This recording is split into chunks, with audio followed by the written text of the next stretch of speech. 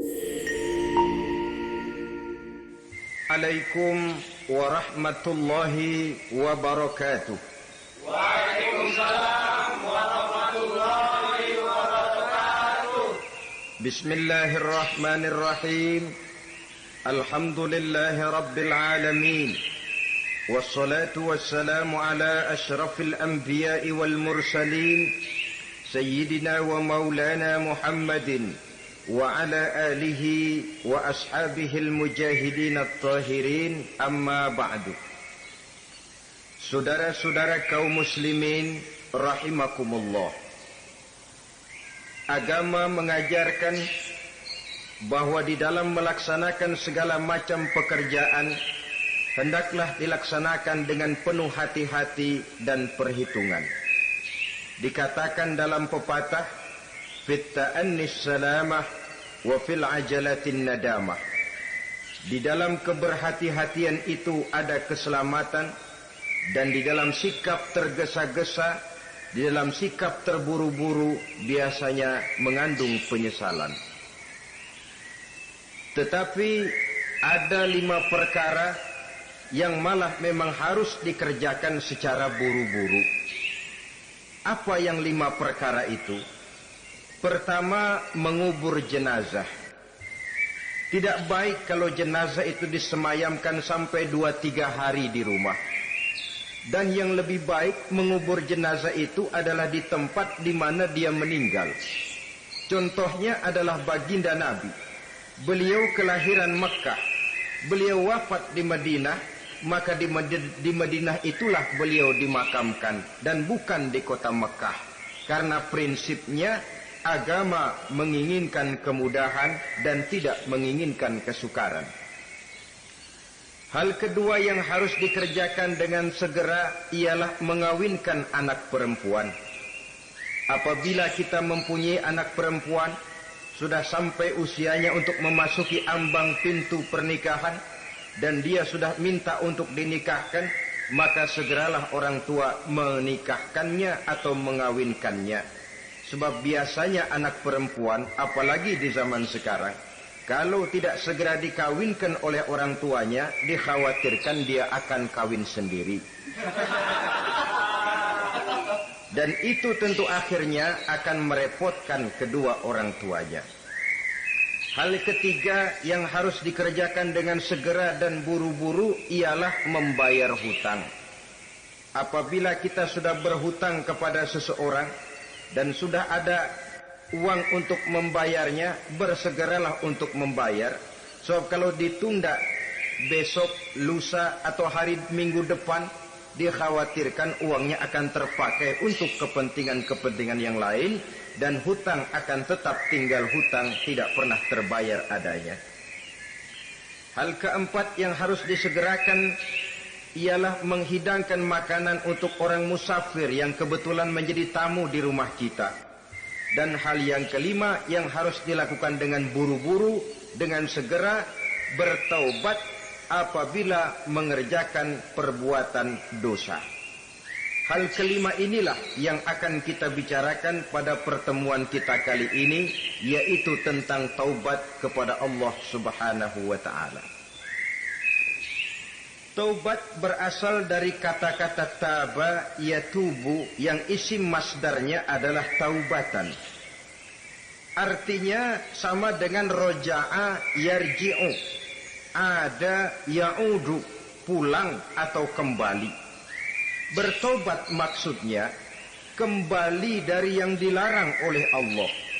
Kalau dalam perjalanan hidup ini kita suka menerjang larangan-larangan Allah, melaksanakan apa-apa yang dilarang olehnya, maka taubat artinya meninggalkan larangan-larangan itu dan kembali kepada apa yang diperintah oleh Allah Subhanahu wa ta'ala. Kenapa taubat ini harus disegerakan? Karena makhluk bernama manusia ini sulit melepaskan diri dari dosa dan salah. Nabi bersabda, kullu bani Adam khatta'un wa khairul khatta'ina tawwabun. Setiap anak Adam, yakni setiap manusia, pasti mempunyai dosa dan kesalahan. Dan sebaik-baik orang yang mempunyai dosa dan kesalahan ialah orang yang segera bertaubat. Dengan kata lain, orang yang baik sesungguhnya bukanlah orang yang tidak punya salah, karena tidak ada orangnya yang tidak punya salah. Tetapi orang yang baik adalah orang yang apabila melakukan kesalahan, dia segera sadar, dijadikannya kesalahan itu sebagai pelajaran untuk tidak diulanginya lagi pada masa-masa yang akan datang. Inilah yang digambarkan oleh Allah Subhanahu wa taala dalam surah Ali Imran ayat 135.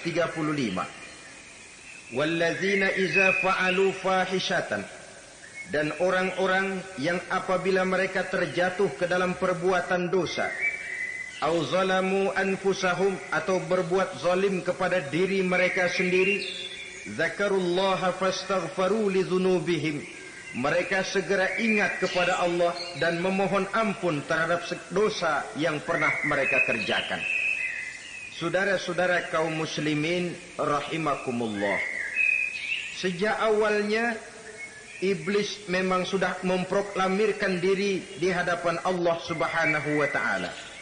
Apa kata iblis? Ya Rabbi wa izzatika la azalu aghwi bani Adam ma damat arwahuhum fi ajsadihim. Ya Allah, demi kemuliaan-Mu saya bersumpah, kata iblis, saya akan selalu memperdayakan anak-anak Adam. Saya akan selalu menggoda manusia selama ruh mereka masih ada di dalam jasad mereka. Jadi selama ruh masih ada di dalam jasad, selama itulah iblis akan selalu berusaha menggelincirkan manusia untuk jatuh ke tempat-tempat salah dan ke tempat-tempat dosa. Tetapi kemudian Allah juga memberikan jaminan. Allah menjawab proklamasi iblis ini, wa izzati wa jalali ya mal'un la azalu aghfiru lahum mastaghfaru. Demi kehormatanku, demi kemuliaanku, hai mal'un, hai yang terkutuk, hai iblis, kalaupun engkau selalu memperdayakan manusia, kalaupun engkau selalu menipu dan menggoda mereka sepanjang ruh mereka masih ada di dalam jasad, aku akan senantiasa memberikan ampun kepada mereka sepanjang mereka memohonkan ampun kepadaku. Inilah jaminan dari Allah Subhanahu wa ta'ala. Saudara-saudara kaum muslimin rahimakumullah, oleh karenanya apabila kita berbicara tentang taubat, artinya kita berbicara tentang tingkah laku kita dalam kehidupan sehari-hari. Apa yang harus kita lakukan untuk sempurnanya satu taubat? Pertama, menyesal terhadap dosa yang pernah kita lakukan. Kadang-kadang ada juga orang bertaubat, tapi bukan nyesal terhadap dosa yang dia kerjakan, malah puas katanya.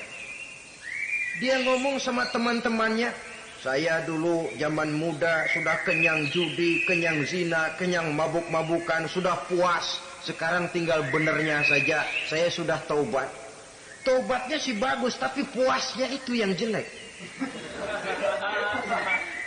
Kenapa harus dikatakan puas? Bukan puas, menyesal. Menyesal saya dulu. Kenapa hanyut terjebak dosa? Kenapa tenggelam di meja judi? Kenapa tenggelam di minum-minuman keras? Kenapa hanyut kepada perbuatan munkar dan maksiat? Saya menyesal sekali. Menyesal diperintah dan bukan malah puas. Dari rasa menyesal ini nanti timbul hal yang kedua, yaitu berniat tidak akan mengulangi lagi perbuatan dosa. Kalau menyesal tapi masih diulangi lagi, itu belum taubat yang sebenarnya. Saya kapok, menyesal, tidak mau minum minuman keras lagi. Besok tidak ada minuman keras, malah pusing, nyari kesana kemari. Itu belum taubat yang sebenarnya. Jadi setelah menyesal, berniat tidak akan mengulangi lagi perbuatan dosa itu. Kalau menyesal tapi masih diulanginya lagi, itu sama saja dengan main-main. Saudara-saudara kaum muslimin rahimakumullah, Barangkali itu yang orang namakan dengan taubat sambal namanya. Kita kalau makan nasi pakai sambal, pedesnya bukan main, repot, marah, ngomel. Gila, sambal pedes bukan main, taubat sama sambal. Tobat sama sambal katanya.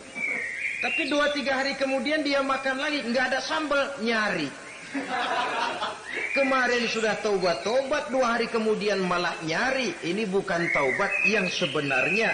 Penyesalannya tidak diiringi dengan berniat untuk tidak mengulangi perbuatan dosa itu selama-lamanya. Saudara hadirin, kita sudah taubat, tidak mau lagi minum minuman keras. Datang teman, minum ya. Enggak mau. Kenapa? Saya sudah taubat. Yang benar. Benar. Kalau dibayarin? Udah. Jadi rupanya taubatnya itu cuma karena nggak ada yang bayarin.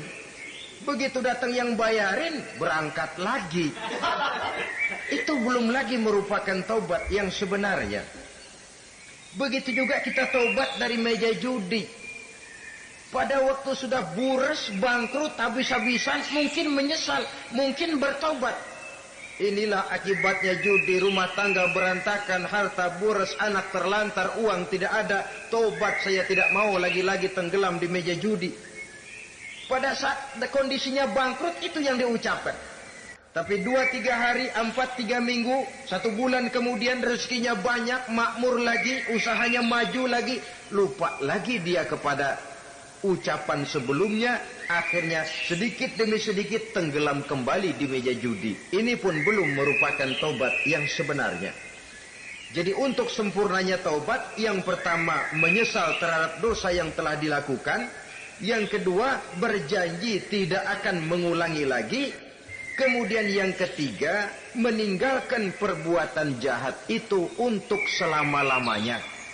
Dengan kata lain, kalau memang taubat tidak mau minum lagi, talak 3 itu minuman keras. Kalau memang niat tidak akan berjudi lagi, talak 3 itu segala macam bentuk perjudian. Meninggalkan perbuatan jahat.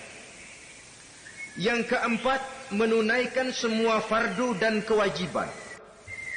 Sebab barangkali pada saat kita tenggelam dalam dosa, perintah-perintah Allah, jangankan yang sunnah, yang wajib saja sering kita lalaikan. Maka apabila diri telah berniat melaksanakan taubat, maka tunaikan semua kewajiban yang disyariatkan oleh agama kepada kita. Yang kelima, meminta halal kepada para lawannya dengan termasuk mengembalikan hak milik orang lain. Ini kalau menyangkut hukukul adamiyin atau hak-hak manusia. Jadi kalau kita berdosa kepada sesama manusia, Allah belum akan menerima taubat kita kalau kita belum minta maaf kepada yang bersangkutan. Adapun kalau kita sudah minta maaf tapi yang bersangkutan tidak mau memberikan maaf, itu urusan dia kepada Allah. Urusan kita adalah meminta maaf kepada yang bersangkutan.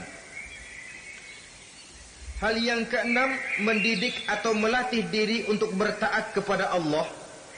Sebagaimana kita dulunya telah melatih diri, memperturutkan diri untuk berbuat durhaka. Lalu memperbaiki yang dimakan dan yang diminum. Itu juga merupakan ciri dari orang-orang yang melaksanakan taubat kepada Allah Subhanahu wa ta'ala. Kemudian apalagi memperbanyak istighfar di dalam kehidupan.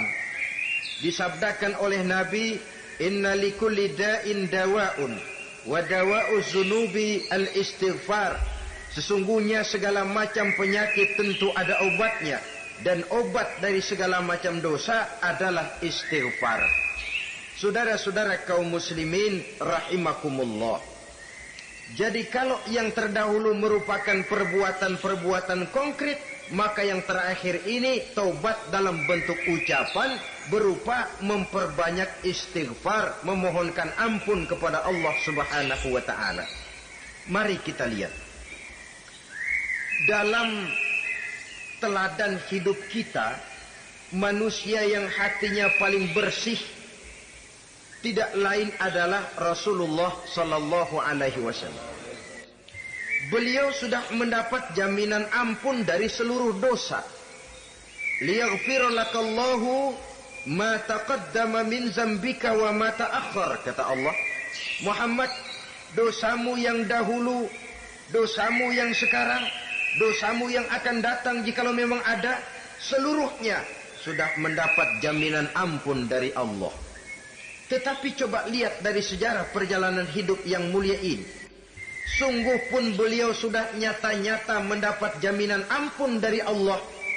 Beliau mengatakan, ayyuhan nas, tubu ilallah, fa inni atubu fil yaumi mi'ata marrah.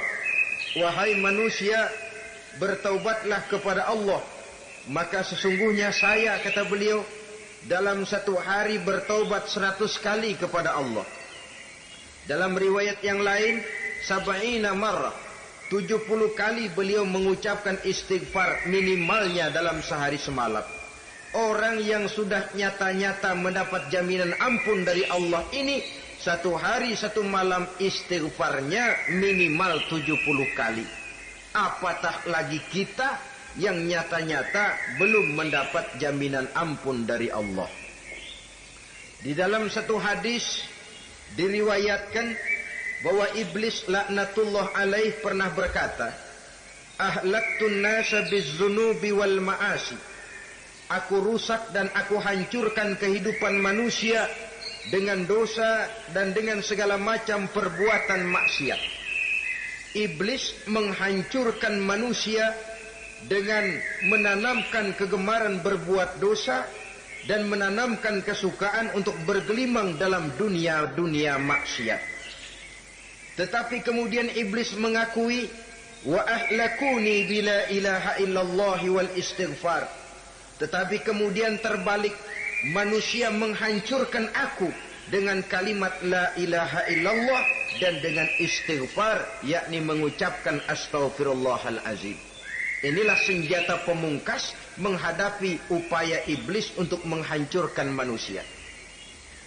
Kalau iblis menghancurkan manusia dengan perbuatan dosa, dengan menenggelamkan manusia ke dalam perbuatan-perbuatan maksiat, hendaknya kita sadar. Pada saat kita terdorong untuk melakukan perbuatan dosa, kita lalu sadar inilah perangkap iblis untuk membinasakan saya. Pada saat kita terjebak ke dalam perbuatan maksiat dan munkarat, ingatlah baik-baik, inilah perangkap iblis untuk merusak dan membinasakan saya. Maka hancurkan perangkap iblis, hancurkan tipu daya dan usaha iblis itu dengan apa? Dengan kalimat la ilaha illallah dan dengan memperbanyak istighfar. Falamma ra'aitu dzalik, ketika aku lihat hal itu, kata iblis, mereka hancurkan kita dengan dosa dan maksiat, dan kita hancurkan mereka dengan la ilaha illallah dan istighfar. Diamkah iblis? Puaskah iblis? Ternyata tidak. Apabila aku lihat usaha manusia itu, ahlaktuhum bil huda, ahlaktuhum bil hawa, wahum yahsabuna annahum muhtadun. Apabila mereka hancurkan aku dengan la ilaha illallah dan istighfar, maka aku kembali menghancurkan mereka dengan mempergunakan hawa nafsu, sehingga mereka menyangka bahwa mereka adalah orang-orang yang mendapat petunjuk. Ditanamkan dalam diri kita perasaan bahwa kitalah orang yang paling benar. Itu pun tipu daya iblis. Maka orang pintar itu baik, tapi merasa pintar itu jelek. Orang benar itu bagus, tapi merasa benar itu tidak baik. Karena biasanya orang kalau sudah merasa benar, lalu cenderung untuk menganggap orang lain tidak benar. Kalau sudah begitu, dia akan mengklaim diri, sayalah orang yang paling benar, yang lain tidak benar semuanya. Itu termasuk perangkap iblis juga. Setelah kita gempur mereka dengan kalimat tahlil dan dengan kalimat istighfar. Saudara-saudara kaum muslimin rahimakumullah, Allah Maha Pengasih dan Maha Penyayang. Ia akan mengampunkan perbuatan yang bersifat salah dari manusia, Hanya manusia saja yang kadang-kadang bodoh, tidak mau mengampuni dan memaafkan dirinya sendiri, dengan membiarkan dirinya terseret berlarut-larut dalam dosa tanpa keinginan untuk bertaubat. Sepanjang nafas belum sampai di tenggorokan, sepanjang matahari masih terbit di sebelah timur dan terbenam di sebelah barat, sepanjang itu Allah masih akan menerima taubat seorang hamba. Innallaha yaqbalu taubatal abdi ma lam yugharghir. Allah akan senantiasa menerima taubat seorang hamba sebelum nafasnya sampai di tenggorokan. Apabila nafas sudah sampai di tenggorokan, maka taubat sudah terlambat adanya. Lalu yang konkret di dalam kehidupan ini, apa ciri-ciri dari orang yang melaksanakan taubat itu? Seorang ahli hikmah berkata, pertama, orang yang taubat itu kelihatan bahwa dalam kehidupan ini dia mampu menjaga lidahnya dari ucapan yang berlebih-lebihan, dari ucapan yang tidak ada manfaatnya, dari ucapan yang mengandung dosa, namimah, mengadu domba, dan ucapan-ucapan yang merugikan orang lain. Orang yang taubat kelihatan dari lidahnya. Ini yang konkret.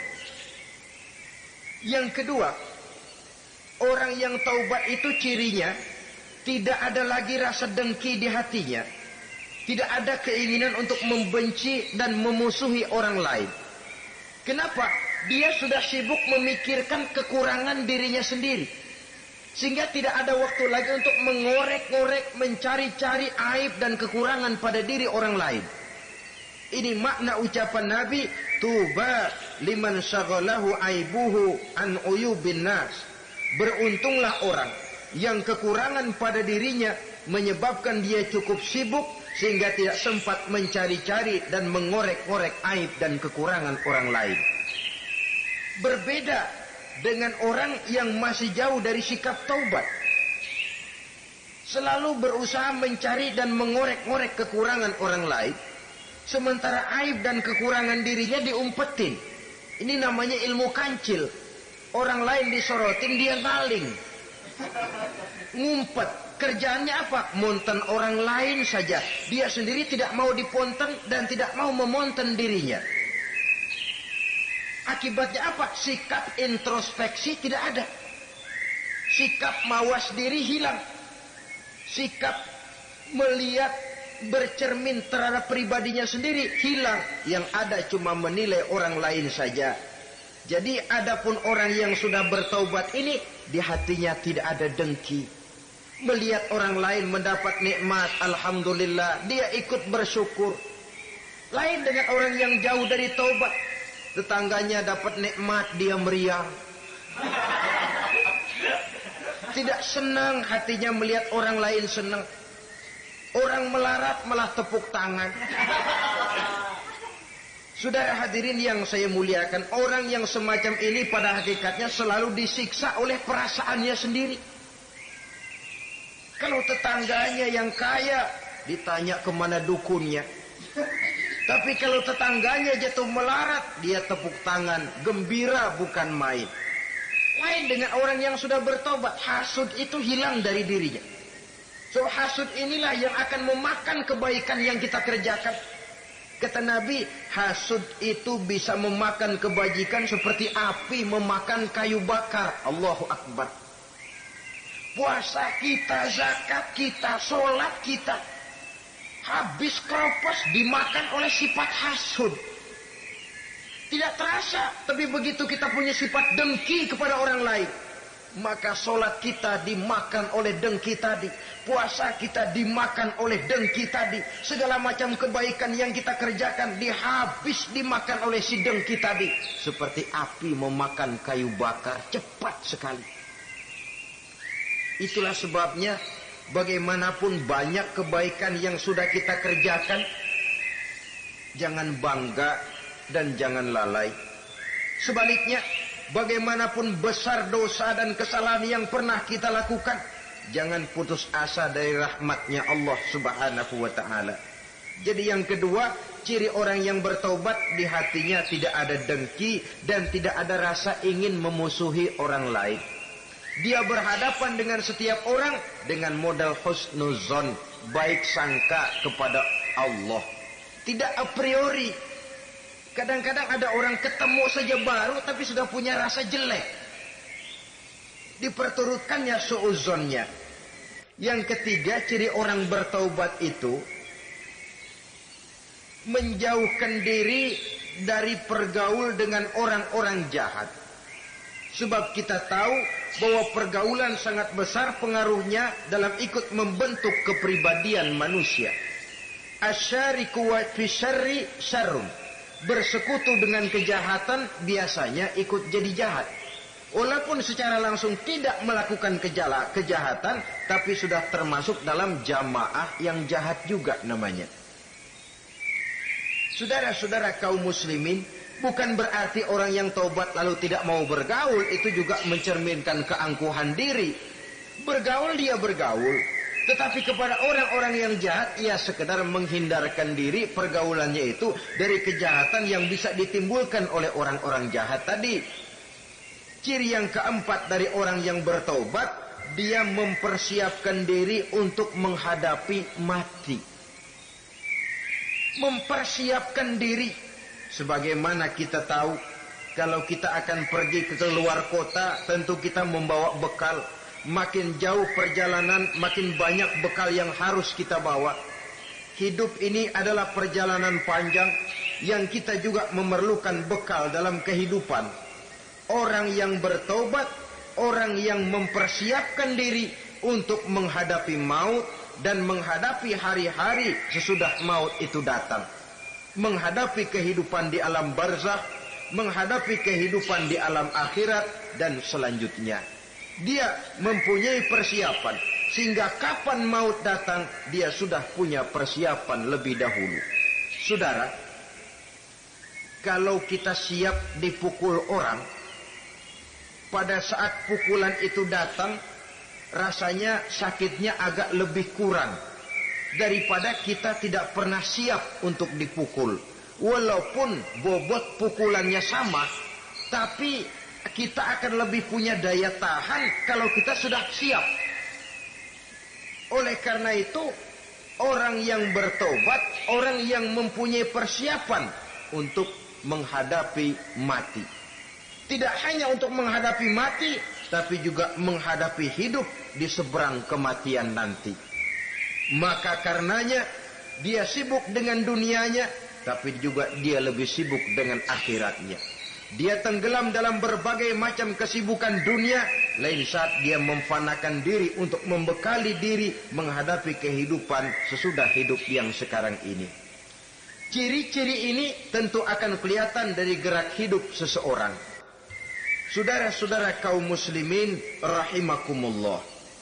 Jadi dengan kata lain, kalau kita kembali kepada surah Ali Imran ayat 135 tadi, apabila dalam kehidupan terjebak kita kepada perbuatan dosa atau zalim kepada diri sendiri, zakarullah, segeralah mengingat Allah, fastaghfaru li dzunubihim, dan segera memperbanyak istighfar, memohon ampun kepada Allah Subhanahu wa taala, sebab dosa dalam Islam hanya bisa ditebus dengan taubat. Bukan dengan uang, bukan dengan beras, bukan juga dengan piagam.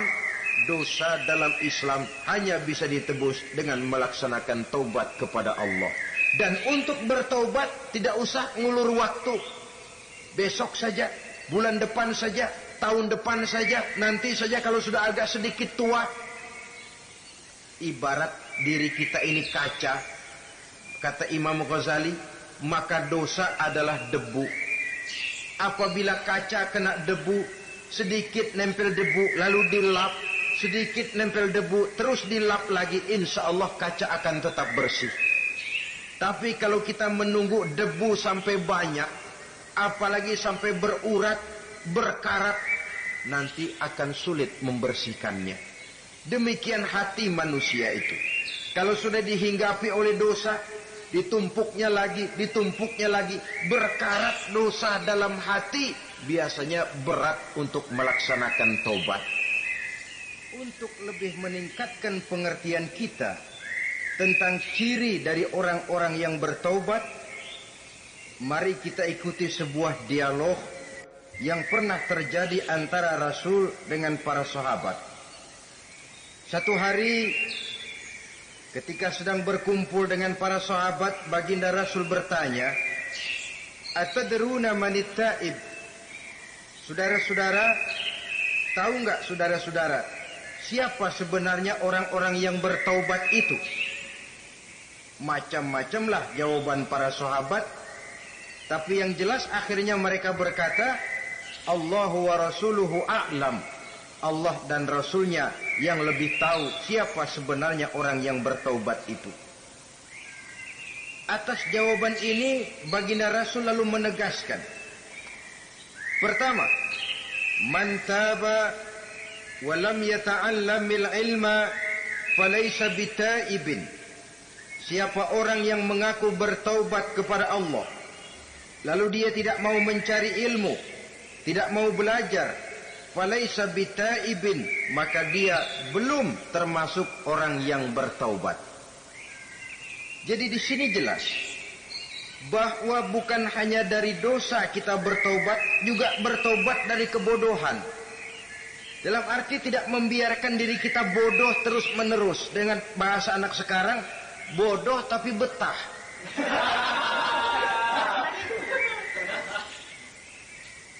Orang yang mengaku bertaubat tapi tidak menggali ilmu, tidak mau belajar, tidak mau mencari ilmu, tidak hadir di mana majelis taklim, belum dianggap taubat yang sebenarnya. Jadi grafik orang yang taubat itu kelihatan dari kesungguhannya mencari ilmu, menghadiri majelis taklim, menghadiri kuliah-kuliah, ceramah-ceramah dan diskusi-diskusi keagamaan. Rakus dia dengan ilmu pengetahuan agama, sehingga dengan ilmunya taubatnya semakin mantap. Ini ciri yang pertama. Lalu beliau bersabda lagi, wa man taba wa lam yazdad fil ibadati falaysa bitaibin. Barang siapa yang mengaku bertaubat tapi ibadahnya tidak tambah-tambah, maka dia belum termasuk orang yang taubat. Orang yang bertaubat ada grafik peningkatan ibadahnya. Jadi kalau mulutnya taubat, minta ampun, tapi ibadahnya gitu-gitu aja, belum merupakan taubat yang sebenarnya. Jadi pada saat dia melaksanakan taubat, memproklamirkan diri untuk kembali ke jalan Allah, nilai ibadahnya meningkat. Kalau sholatnya tadinya cuma sekedar yang wajib-wajib saja, setelah dia taubat bertambah melaksanakan yang sunnah, rawatibnya, qobliyah, ba'diyahnya, atau kemudian nawafilnya berupa tahajud, hajat, duha, istikharah, dan solat-solat sunnah lainnya. Jadi kelihatan dari peningkatan ibadahnya. Ini ciri yang kedua. Yang ketiga kata Nabi lagi, wa man taba wa lam yardal khusama falaysa bitaibin.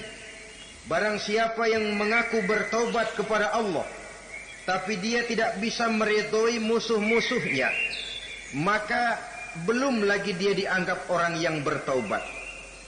Meridhoi, memaafkan musuh.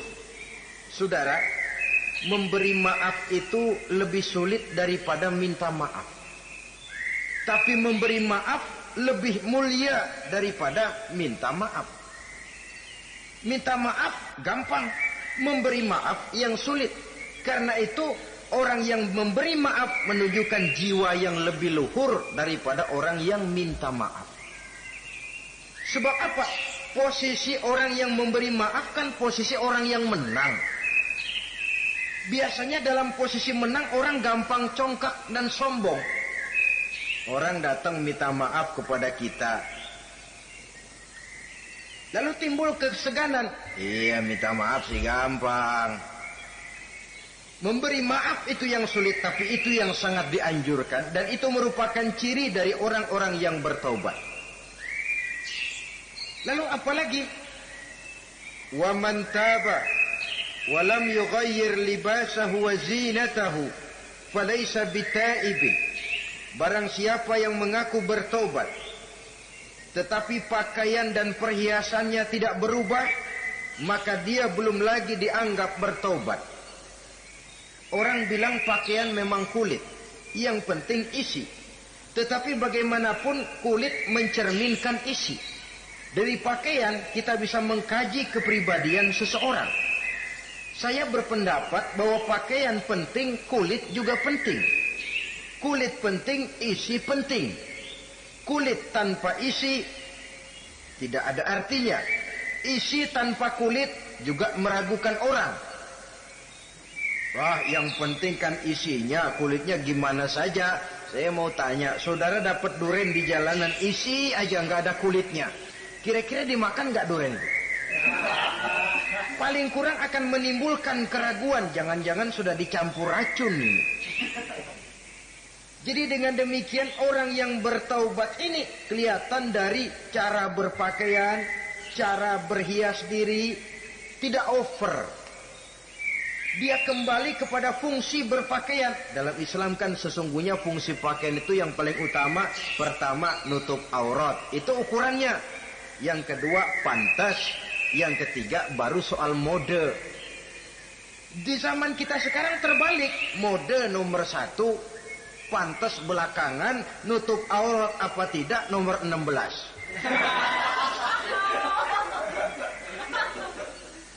Kalau sudah mode, kita kekira kekurangan pertimbangan. Ini buat saya pantas apa tidak, ini menutup aurat apa tidak. Kita balik. Padahal fungsi berpakaian dalam Islam tujuan utamanya pertama nutup aurat.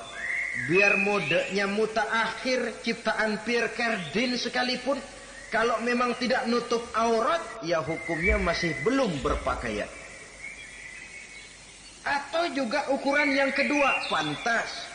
Yang orang lain pantas kita pakai, belum tentu kita pantas. Kita kadang-kadang kehilangan pertimbangan. Lihat iklan bintang film memakai pakaian yang begini bagus, lalu kita pakai saja. Ya tentu namanya bintang film. Kadang-kadang pakaian untuk show dipakai buat kondangan. Akhirnya habis sekampung orang nonton dia. Ya nggak pantas toh, nggak wajar. Saudara hadirin yang saya muliakan, orang yang bertobat kelihatan dari pakaian dan perhiasannya. Kalau sudah memakai perhiasan, ya sekedarnya saja. Tidak lalu dengan niat supaya orang tonton, supaya orang lihat, supaya orang tahu dia kaya, supaya timbul decak kagum. Asal dia lihat orang lalu wah. Kalau sudah diwahi lalu senang. Saudara hadirin yang saya muliakan. Kemudian kata Nabi lagi, wa man taba wa lam yubaddil ashabahu falaysa bitaibin. Siapa yang mengaku bertaubat tapi pergaulannya dari itu ke itu saja, seperti itu juga tidak mengalami perubahan, maka dia belum lagi dianggap bertaubat. Kalau taubat kita dari judi, jangan bergaul lagi dengan penjudi. Dalam arti jangan berkumpul di majelis judi.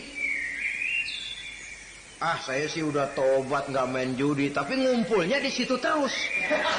Ya bagaimana? Pada akhirnya toh akan terseret juga. Saudara hadirin yang saya muliakan, jadi dengan demikian lingkungan juga sangat besar pengaruhnya dalam kriteria orang yang bertaubat. Selanjutnya Nabi bersabda, "Wa man taba walam yughayyir khuluquhu falaysa bitaibin." Siapa yang mengaku bertaubat tapi akhlaknya, budi pekertinya tidak mengalami perubahan, maka orang itu pun belum dianggap bertaubat. Ini juga konkret. Orang yang bertaubat kelihatan dari akhlaknya. Kalau kemarin sama orang tua songong, kurang ajar, nyelongcong, maka setelah taubat dia berakhlak kepada orang tua. Kalau kemarin kepada anak muda menindas, tidak senang kepada anak muda yang maju, setelah dia taubat dia bisa menyayangi kepada anak-anak muda. Akhlak ini lain dengan adat, istiadat. Adat biasanya hanya memandang yang lahir, sedangkan akhlak zahir batin dipandang. Contoh, seorang anak muda kalau lewat di depan orang tua membungkukkan badan, menurut adat dia sudah sopan. Tapi menurut akhlak belum tentu berakhlak. Tergantung kepada niatnya apa membungkukin badan. Permisi apa ngina. Kan mungkin saja orang membukukan badan lewat di depan aki-aki karena menghina sebab aki-aki itu badannya udah bungkuk. Jadi gerakan zohir yang baik yang diiringi dengan niat yang baik itulah cerminan daripada akhlak. Kalau adat terlepas dari soal niat, asal zohirnya sudah oke, menurut adat oke, dia beradat. Niatnya apa? Adat tidak pernah menilai. Maka orang yang bertaubat pun kelihatan dari akhlaknya. Dan akhlak itu adalah keseluruhan tingkah hidup manusia. Cara berjalan ada akhlak. Cara makan ada akhlak. Cara duduk ada akhlak. Cara tidur ada akhlak. Sehingga pantas ketika Siti Aisyah ditanya, Aisyah, Rasulullah itu akhlaknya apa sih?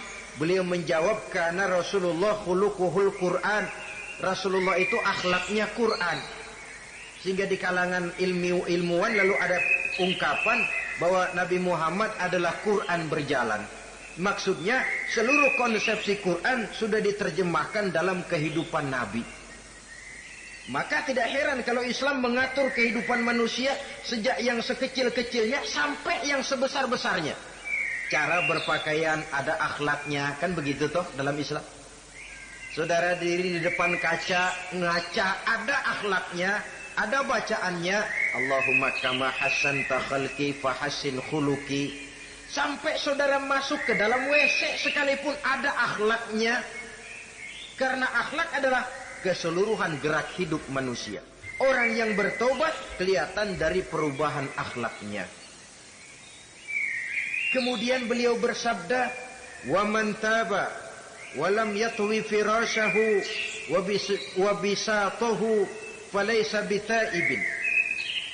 Siapa orang yang mengaku bertaubat tetapi dia tidak menggulung tempat tidur dan spraynya, maka dia belum dianggap bertaubat. Ini bahasa kinayah. Menggulung spray, melipat tempat tidur artinya lebih banyak ibadahnya daripada tidurnya. Kalau ngaku taubat tapi sehari 24 jam, 22 jam tidur, cuma 2 jam ibadah, ya belum mencapai kriteria itu. Dengan kata lain, orang apabila sudah memproklamirkan diri untuk taubat, menyingsingkan lengan baju, melipat spray, menggulung tempat tidur. Bukan berarti dia tidak tidur-tidur, tetapi bersiap diri untuk melaksanakan ibadah yang pada saat dia terjebak dalam dosa, sudah banyak ibadah yang ditinggalkannya. Saudara-saudara kaum muslimin rahimakumullah. Kemudian beliau bersabda pula, "Wa man taba wa lam yatasaddaq falaysa bitaibin." Barang siapa yang mengaku bertobat, kemudian dia tidak menyedekahkan karunia yang diberikan Allah kepadanya, maka taubatnya belum lagi dianggap taubat yang sebenarnya. Faman istabana minal abdi hazihil khisal fahuwa taibun haqqa. Apabila nyata tanda-tanda ini pada diri seorang hamba, maka barulah taubatnya dinamakan taubat yang sebenarnya. Jadi untuk taubat itu ada 2 jalan yang bisa kita tempuh. Pertama, taubat dengan lisan. Taubat dengan ucapan. Dalam artian apa? Memperbanyak istighfar. Istighfar yang mana? Yang mana yang mungkin saja. Kalau waktunya sempit ya istighfar yang pendek-pendek. Astaghfirullah, astaghfirullah, astaghfirullah. Mau yang lebih panjang, astaghfirullahalazim allazi la ilaha illa huwal hayyul qayyum wa atubu ilaih min jami'il ma'asi waz zunub la haula wala quwwata illa billahil aliyyil azim. Ada waktu yang lebih panjang lagi membaca sayyidul istighfar. Tiap kali berbuat jahat, tiap kali diiringi dengan istighfar. Nah, ini yang bisa runtuh dengan istighfar ini dosa apa? Dosa yang ringan, dosa yang biasanya dilakukan oleh panca indera kita. Mata, Ini dosa mata, insya Allah bisa runtuh dengan istighfar. Ngelihat yang haram, cepat nunduk. Astagfirullah. Habis nunduk, jangan ngeliatin lagi. Kadang-kadang ngelihat nunduk, istighfar, melotot lagi, istighfar lagi.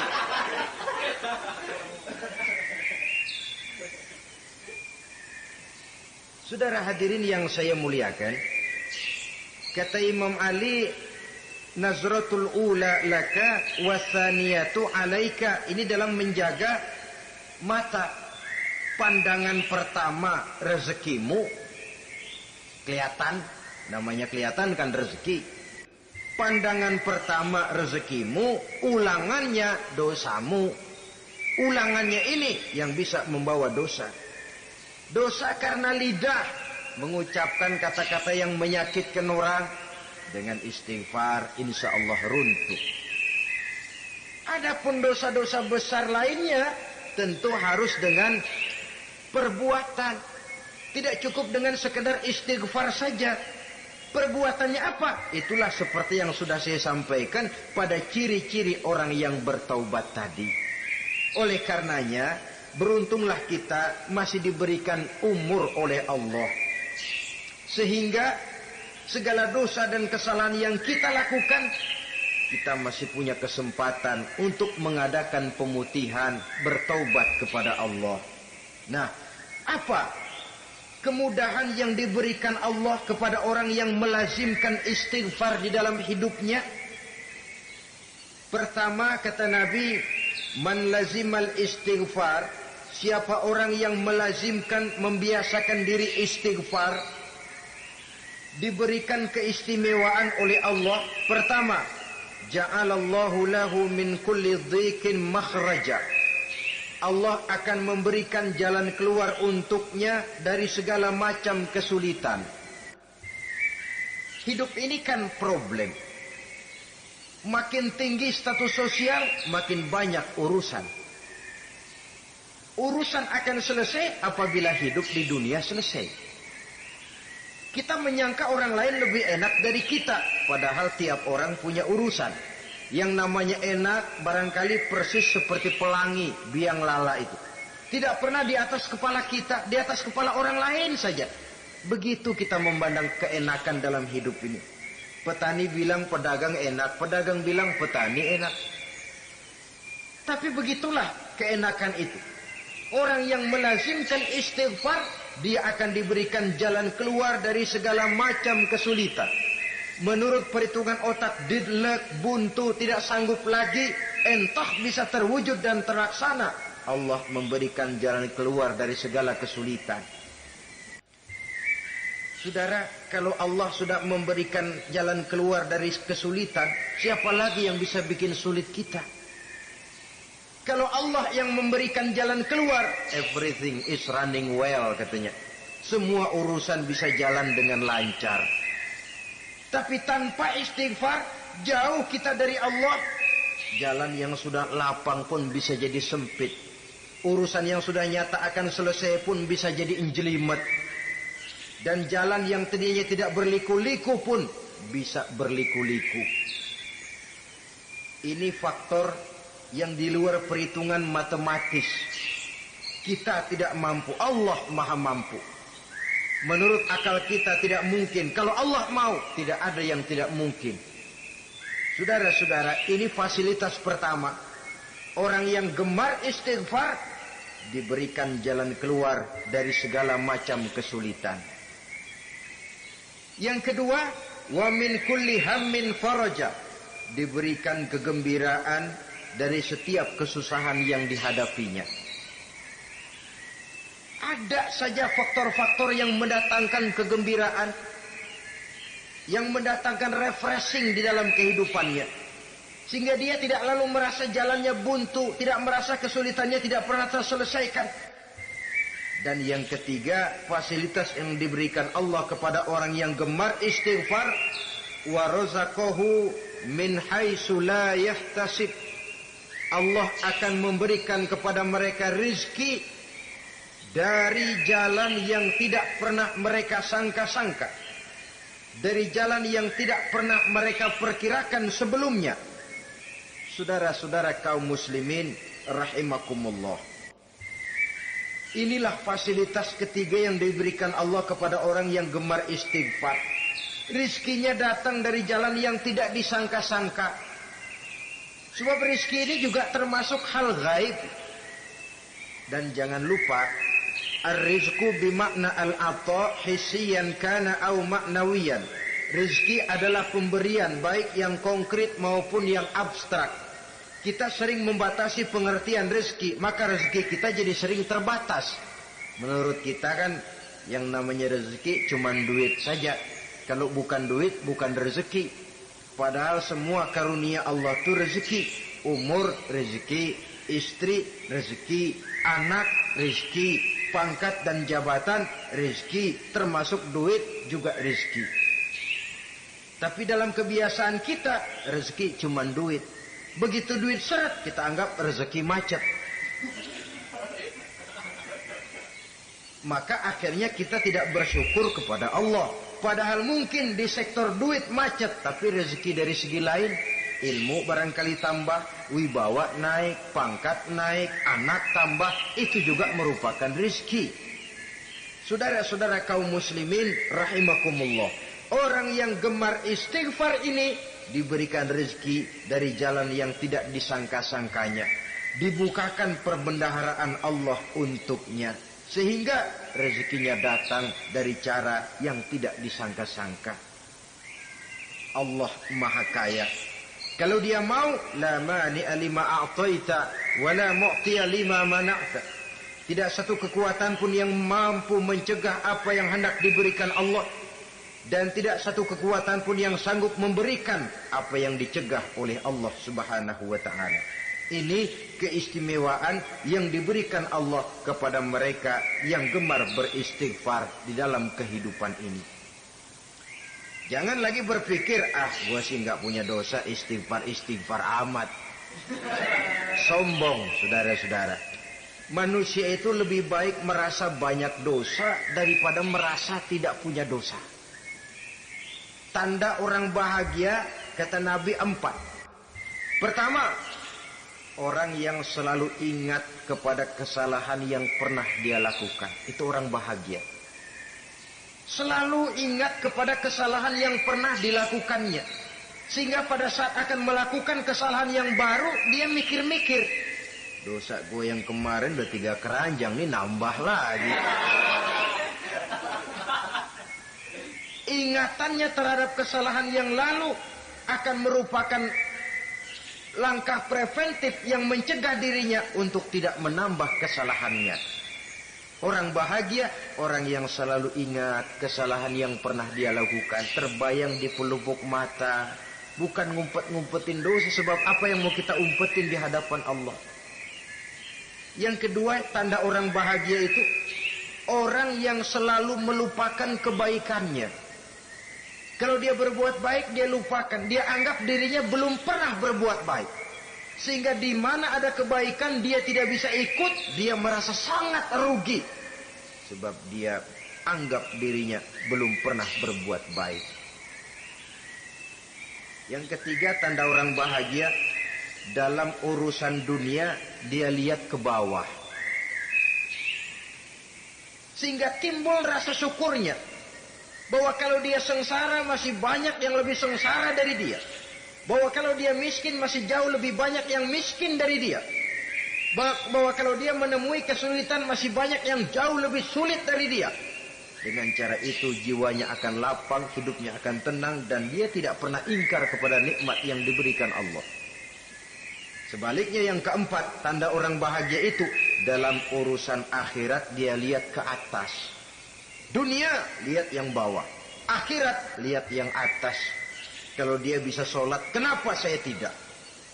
Kalau dia sanggup puasa, kenapa saya tidak? Kalau dia bisa baca Quran, kenapa saya tidak?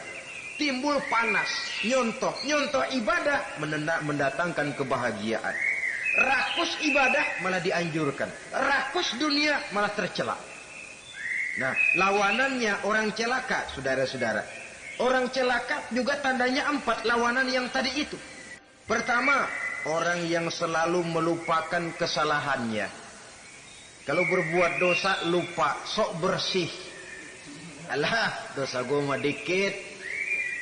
Saudara hadirin yang saya muliakan, orang yang selalu melupakan kesalahan, menganggap dirinya bersih, akhirnya kalau ingin berbuat dosa nggak mikir-mikir.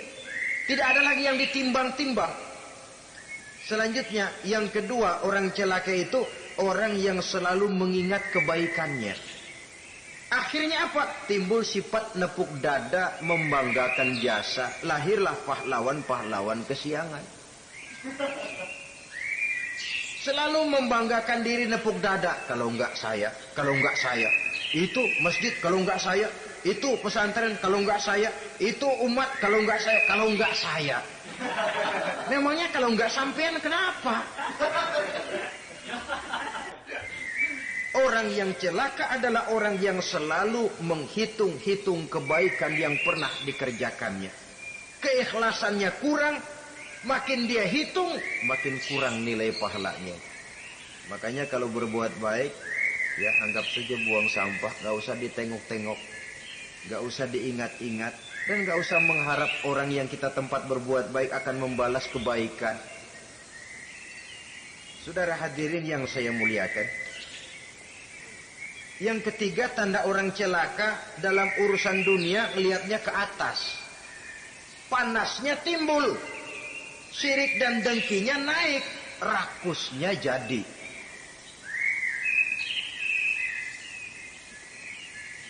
Timbul sifat panasnya itu, tidak mau ngerti. Kalau tetangga saya bisa beli kulkas, kenapa saya tidak? Kalau tetangga saya bisa beli motor, kenapa saya tidak? Kalau tetangga saya bisa beli mobil, kenapa saya tidak? Gaji nggak cukup, tuyul piara.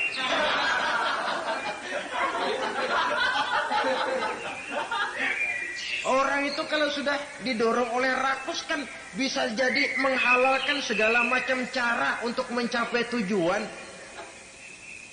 Dibakar oleh sifat tamak dan rakus bin serakah.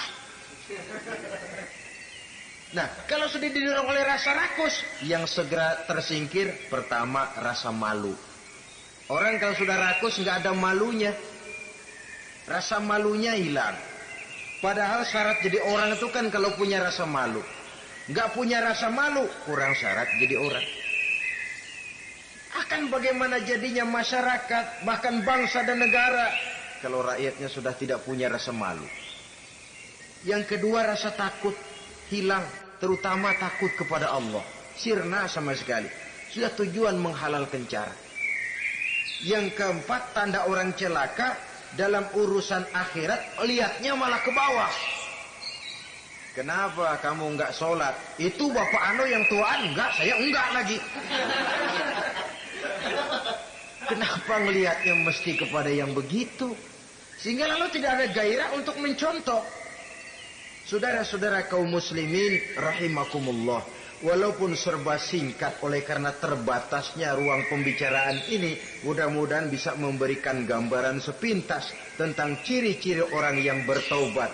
Dengan harapan, marilah kita menjadi orang yang bertaubat sebenarnya dengan ciri menyesal terhadap dosa yang pernah kita lakukan, meninggalkan perbuatan jahat, dan berjanji tidak akan mengulangi lagi perbuatan jahat itu.